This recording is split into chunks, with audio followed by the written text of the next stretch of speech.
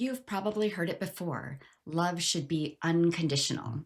But what if we told you that this idea might be keeping you stuck in unhappy, even harmful relationships? And we hear this idea everywhere in movies, wedding vows of for better or worse, even self help books. But today, we're myth busting that idea and reframing love in a way that's actually healthy. When people think of unconditional love, they often imagine the fairy tale version. No matter what you do, I will always love you. We see it idealized in wedding vows for better or worse, in sickness and in health. It sounds beautiful, but in reality, it can create a trap where people feel obligated to endure relationships that are no longer healthy or fulfilling. And Hollywood doesn't help. Movies romanticize the idea that true love means enduring anything, even when the relationship turns toxic. And this can make people feel like they have to stay, even when they're no longer valued, respected, or safe. The truth is, healthy love needs conditions.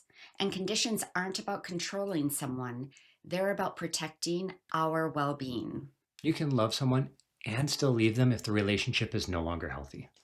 Love and relationships are not the same thing. That's why we talk so much about must haves and deal breakers. Love alone doesn't make a relationship work.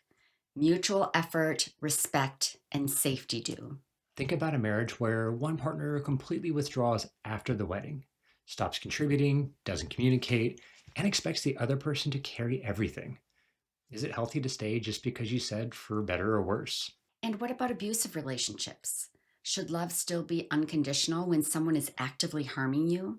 That phrase, for better or worse, has been twisted to mean stay no matter what. But originally it meant committing to work through struggles together. There's a big difference between supporting a partner through a tough time and staying in a relationship where they've stopped showing up. And that includes in sickness and in health. Struggles with mental or physical health aren't someone's fault, but they are their responsibility. If someone's depressed but refuses to take steps towards improvement, like therapy, medication, or support, that's not an excuse for them to disengage from the relationship entirely. Supporting a partner through a hard time is one thing, but staying in a relationship where they consistently refuse to try, leaving all the emotional labor on you, is not healthy or sustainable. If someone fundamentally changes in a way that violates the values that you built your relationship on, like breaking trust, emotional neglect, or abuse, staying isn't love. It's a lack of boundaries. Love with boundaries is still love. In fact, it's stronger because it's based on mutual care and respect. Healthy conditions in a relationship include mutual respect, emotional support, safety, and effort. Instead of saying, I will love you no matter what, we can say, I love you, period.